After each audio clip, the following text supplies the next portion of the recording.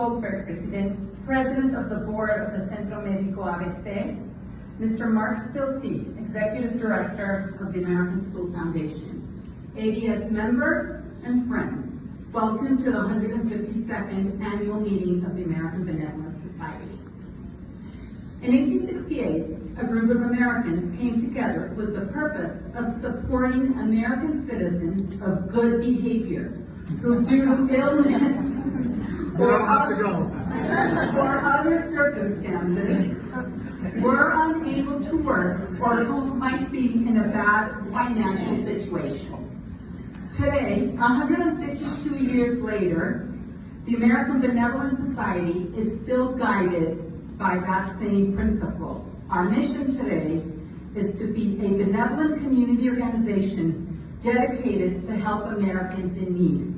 And so, we continue to care for those who, for various reasons, need a helping hand. Whether it be financial support, emergency medical care, help getting back home to the U.S., assistance with federal benefits or documentation, or just the need for compassion and support from a friendly face. To all of them and to all of you, our door is always open. Although our essence remains the same, over the past 152 years, we've seen many changes. 2019 was a year of such changes. First of all, Barbara Franco, who was the head of the ADS for 14 years, retired, and thus in March began a transition period in which I had a few months to learn all the knowledge she had accumulated over the years. In May, we closed our doors to our beloved Casalitos, signaling an end of an era that so many of us were part of.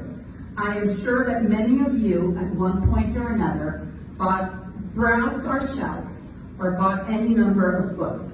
However, times have changed and difficult decisions had to be made. In August came our biggest change yet, when we moved down into our new home. After spending 20 years at Union Church just down the street here, we moved down to Forma to the Zona Rosa. It took a while, but we have settled in quite nicely, and I appreciate that many of you have visited us. And if you have not, please do come by. You'll always be welcome there. Now let me tell you a little bit about the most important work that we do, which is social services. And I think I can best describe that work telling you the story of my very first day as the director of the American Benevolent Society. It was a Friday afternoon at 3 o'clock, of course, March 15th. The phone rings. It is an American citizen who had had an epileptic attack on the streets some weeks before. She had fallen and broken her hip and had hip replacement surgery. At that time, she, along with her 6 dogs, were being cared for by a friend in a second-floor bedroom. However, that friend needed to leave because her husband was receiving chemotherapy. So we needed to move her. Unfortunately, this person had also been evicted from her home. So we finally were able to get her home. We monitored her, and a few days later, we had to rush her to a clinic for her health to be monitored. We contacted her estranged son to come to Mexico to care for his mother, found temporary shelter for the 6 dogs, and over a period of 6 months, she was finally stabilized. Thankfully, none of all our cases are as such. During 2019, we provided over 3,500 services, which ranged from monthly pensions, Tai Chi and dance classes, emergency economic aid for basic needs, medical attention, help with legal and migratory documents, aid with the federal benefits units and American citizen services, U.S. voter registration, and many others, or just having someone to talk to and share the problems, their concerns, or their news with. At this point, I want to pause for just one moment and recognize the generosity of the Centro Médico ABC. This past October, one of our longtime beneficiaries needed emergency medical attention. With just one phone call to Dr. Blanca Fernandez, who I had literally met the day before. Our terminally ill patient received the best medical care possible. I also would like to recognize the entire staff of the U.S. Embassy American Citizen Services, who with a phone call always have an answer ready for us and are always incredibly helpful. They were instrumental in getting another beneficiary, a U.S. citizen who had found us online and needed to get back home to Texas as she was fleeing an abusive situation in Cuernavaca. I also want to thank them for their help and recognize their constant support with the dual national children program that we're so involved with. Given the importance of forming strategic alliances, we continue to foster our relationships with the English-speaking community. This past October, we hosted our Community Organizations Breakfast at the American School Foundation. And as a matter of fact, I am very happy to see many of you here tonight. We hope to continue our work together to build in the benefit of our community. Monitoring our community's health is of utmost importance. Under the leadership of Dr. Ricardo Rojas, psychologist Fabio Otero, registered nurse Linda Salzman, our health screenings continue. This past November, we had our annual health fair where over 150 vaccines, and other screening services were administered over 2 sessions. Our social services work also includes entertainment.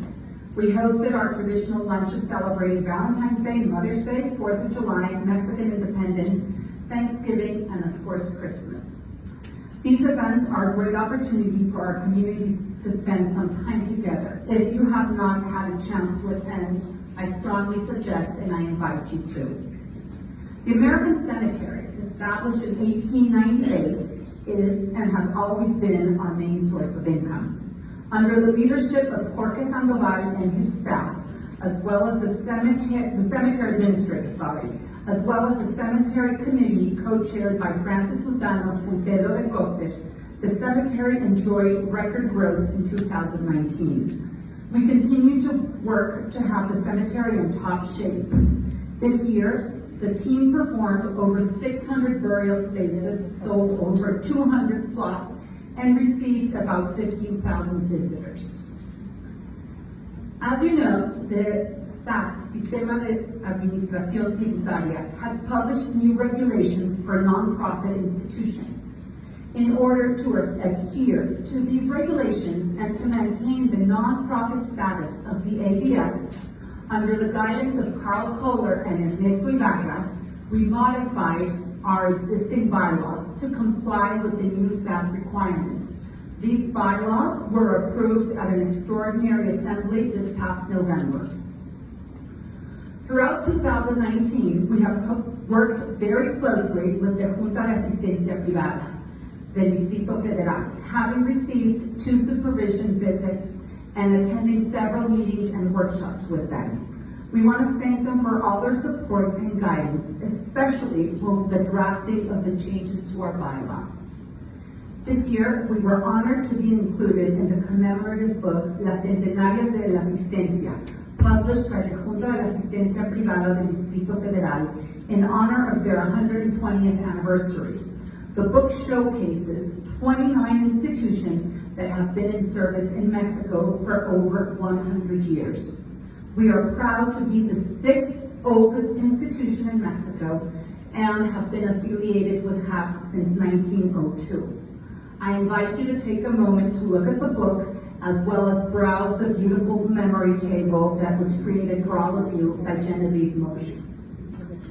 I will switch to Spanish and Roxana Sayas, I'd like to welcome her. Te doy la bienvenida. Roxana es la directora de coordinación de enlace institucional. Bienvenida, Roxana.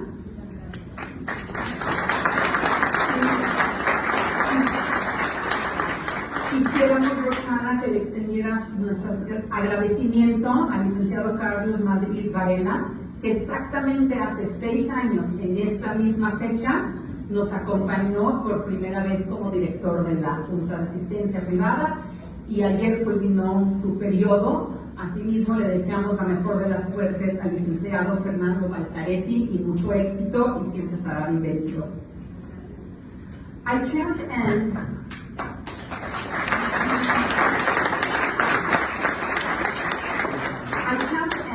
before thanking a few people whose constant support, has been invaluable to me and in the institution.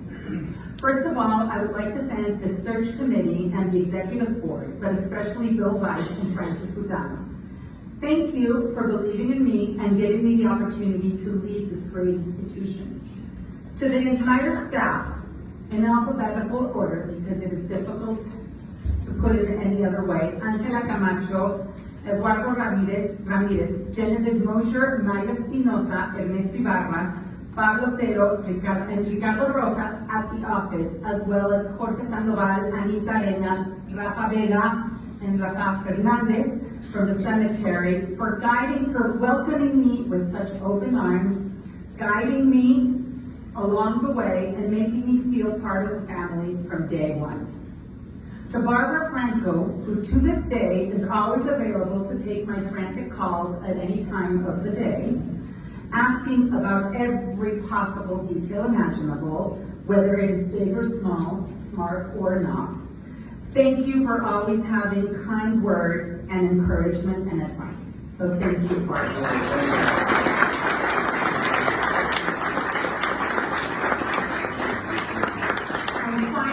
I would like to thank Ambassador and Mrs. Caroline Landau for hosting us in their beautiful home. To the entire embassy team who are hidden behind the scenes, but for making, and the resident staff who have worked diligently with us to make this a great event. Thank you and enjoy the rest of your evening.